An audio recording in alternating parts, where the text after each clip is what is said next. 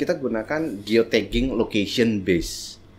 Jadi Mbak Ina mungkin kebayang kalau lagi jalan ke sebuah tempat, misalnya di lagi jalan, terus kemudian kena lihat dari satu papan iklan, billboard, Ya. terus apa gitu selanjutnya? Nggak ada apa-apa, karena cuma lihat doang. Betul. Oh gitu. Nah, kita kasih terobosannya adalah, oke, nggak apa-apa, Mbak Ina lewat terus lihat iklan, just gitu ya.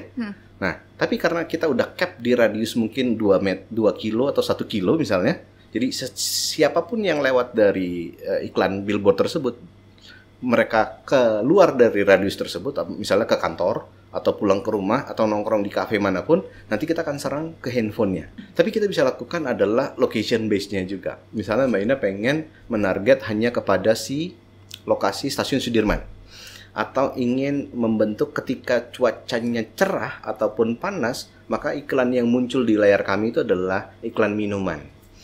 Atau misalnya sore hari menjelang pulang kantor, maka iklan yang akan ditembak adalah iklan shampoo.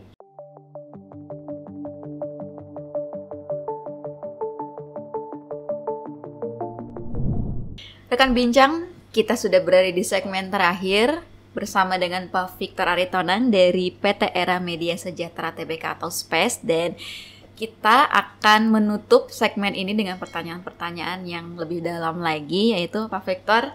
Tadi kita sudah membahas mengenai tantangan-tantangan apa saja dalam melakukan program tersebut. Nah, ini saya ingin bertanya bagaimana nih tantangan ke depannya yang akan dihadapi oleh SPACE dalam jangka panjang ke depannya, Pak. Kalau tantangan yang paling nyata gitu ya, karena satu yang kita lihat adalah perubahan dari teknologi. Teknologi gila cepet banget, itu selalu berganti. Pak. Kalau orang tidak mau ikut, udah pasti ketinggalan. Nah, jadi kita masuk dari teknologi, pengembangannya R&D yang kita lakukan adalah satu, kita kembangin layar-layar kita untuk bisa masuk yang namanya AI, itu yang pertama. Sehingga komunikasi dari customer ataupun user yang menjadi target dari brand itu bisa diakomodir oleh layar kami karena sudah dimasukin AI sistem di situ. Yang kedua adalah kita gunakan geotagging location base. Jadi Mbak Ina mungkin kebayang kalau lagi jalan ke sebuah tempat, misalnya lagi jalan terus kemudian kena lihat dari satu papan iklan billboard, terus apa gitu selanjutnya? Nggak ada apa-apa karena cuma lihat doang. Betul. Oh gitu. Nah, kita kasih terobosannya adalah, oke, nggak apa-apa, Mbak Ina lewat terus lihat iklan, just gitu ya. Nah, tapi karena kita udah cap di radius mungkin 2 kilo atau 1 kilo misalnya, jadi siapapun yang lewat dari iklan billboard tersebut, mereka keluar dari radius tersebut, misalnya ke kantor, atau pulang ke rumah, atau nongkrong di kafe manapun, nanti kita akan serang ke handphonenya. Jadi karena dia sudah melewati zona yang 1 kilo yang kita geolocation tagging tadi, maka nanti iklan yang sama seperti yang ada di billboard akan muncul di handphonenya Mbak Ina. Melalui aplikasi-aplikasi yang Mbak Ina install. Jadi kan suka muncul pop-up iklan, ya betul. Ya, baik di news media, mungkin ada di beberapa platform berita, pas lagi baca dia muncul. Di Google Search mungkin muncul. Nah, udah dari situ kita harapkan adalah supaya customer atau user melihat bahwa ada relevannya nih, ada kesamaan iklan yang dipajang di billboard ataupun juga iklan yang muncul di handphone secara personalized. Nah, sehingga itu yang akan kita jual kepada teman-teman brand, karena ini adalah tertarget dan segmented kepada orang yang memang satu zona dengan yang melihat di out of home tadi. Itu yang kedua yang kita lakukan, inovasi untuk bisa menjawab tantangan di yang akan datang. Nah, yang ketiga adalah kita bicara, tadi kan di awal kita bilang bahwa si kereta Jabodetabek ini KRL, itu kan kita punya 5 jalur. Jadi total kita punya 1.000 layar, sehingga dalam pemanfaatan periklanan tadi harapannya itu udah bisa mencakup seluruh Jabodetabek. Tapi kita bisa lakukan adalah location base-nya juga. Misalnya Mbak Ina pengen menarget hanya kepada si lokasi stasiun Sudirman, atau ingin membentuk ketika cuacanya cerah ataupun panas, maka iklan yang muncul di layar kami itu adalah iklan minuman. Atau misalnya sore hari menjelang pulang kantor, maka iklan yang akan ditembak adalah iklan shampoo, supaya men-trigger orang ketika nanti dia pulang rumah mau mandi, oh iya dia ingat dengan brandnya. Nah, kita sudah masuk ke tatanan seperti itu, sehingga kebutuhan-kebutuhan brand yang segmented, location based, dan target kepada audiensnya kita set up di dalam ekosistem teknologi yang kita bangun. Nah, untuk menjawab semua itu kita sudah bisa bantu ke brand. Jadi harapan kami ya kita bisa support melalui teknologi dan environment yang kami miliki. Menarik sih Pak, berarti benar-benar Space ini memikirkan rencana segmentasinya kemana gitu kan, ini harus sasarannya kemana dengan memanfaatkan teknologi yang ada itu. Dan salah satunya tadi AI, berarti bisa dibilang apakah AI ini memudahkan juga bagi industri media seperti Space ini Pak untuk memudahkan pekerjaan atau membuat program-program iklan seperti itu? Ya, pada prinsipnya sangat membantu. Akhirnya kita bicara adalah efisiensi waktu, yang satu, kecepatan, yang kedua adalah barometer dari keadaan advertising yang ada di global. Karena mau tidak mau, kita tuh di Indonesia akan terpapar dari apa yang sudah dilakukan di Korea, di China, di Thailand gitu ya, di US. Kita akan mengadopsi kira-kira apa yang paling relevan ke Indonesia. Nah, AI ini sangat membantu dari segmen-segmen seperti itu.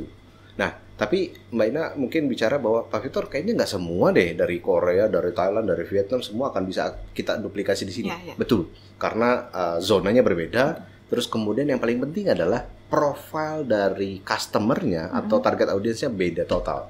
Jadi kalau dari luar masuk ke sini, dia akan pelajari dulu audiensnya. Wilayah Jogja gimana, Surabaya gimana, Purwokerto gimana, dan seterusnya. Tapi prinsipnya adalah komponen dari iklan selalu punya pattern, tetapi tidak bisa kita buat formula yang matang selalu pakai formula yang sama. Jadi kreativitas kita harus sajikan. Terus kemudian strategi untuk implementasi iklan. Yang ketiga adalah pengukurannya. Yang paling terpenting adalah ukuran atau measurable dari iklan itu harus tersaji supaya brand punya metodologi untuk nih resultnya oke apa enggak. Harapannya setelah begitu ya nanti bisa repeat lagi. Oke, berarti memang harus ada penyesuaian ya Pak, tidak semua perencanaan atau strategi itu disamaratakan dengan tempat-tempat lainnya. Jadi benar-benar kita harus tahu nih penyesuaiannya bagaimana masyarakatnya, bagaimana yang harus dilakukan seperti itu Pak. Luar biasa ini sih Pak, benar-benar sangat-sangat terencana dan sangat-sangat ini harus tersasar. Dan tadi karena ada garansi memang kita harus dari Space ini harus benar-benar bagaimana caranya memikirkan agar si brand ini dan si iklan ini puas dengan apa yang diberikan oleh supaya Space, bisa repeat lagi. Betul, itu salah satunya Pak. Dan menarik Pak, dan ini pertanyaan terakhir Pak. Mungkin harapannya terhadap industri media di Indonesia ke depannya seperti apa dan bagaimana nih Space akan berperan di dalamnya Pak? Harapan saya kalau di industri media ini tentunya akan mungkin dari pemerintah. Jadi seringkali kan kita bicara penambahan aset, baik itu yang di area Jabodetabek ataupun di luar Jabodetabek. Terkait dengan regulasi sudah cukup membantu, tapi harapan saya ke depan kita skema terhadap komponen iklan gitu ya dipermudah. Terus yang kedua adalah kita bicara dengan brand. Pasti teman-teman brand di periode tahun 2024 ini sangat tidak mudah gitu ya, karena saya tahu dan komponen penjualan, terus kemudian dari revenue, target dan sebagainya, masing-masing industri ini perlu bantuan dari industri iklan. Jadi mungkin dari Space ataupun dari yang media yang lain lah. Yang ketiga, kita bicara dengan tadi yang teknologi yang saya sudah cerita, harapannya adalah apa yang sudah kami siapkan, apa yang sudah kami rencanakan, semoga nanti bisa membantu teman-teman brand yang ada di luar sana.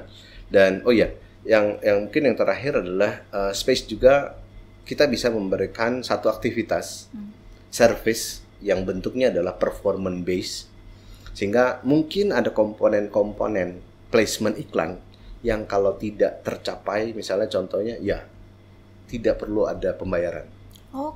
Ya contohnya misalnya kita bicara akuisisi user atau akuisisi customer, kita akan dibayar berdasarkan result yang terjadi.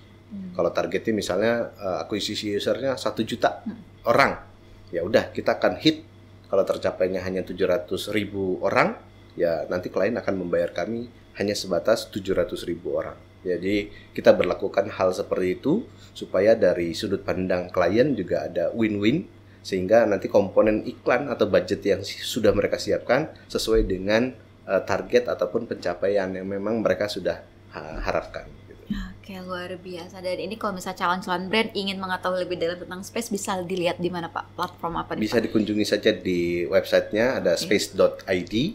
Kita juga punya satu marketplace, namanya Ads Platform.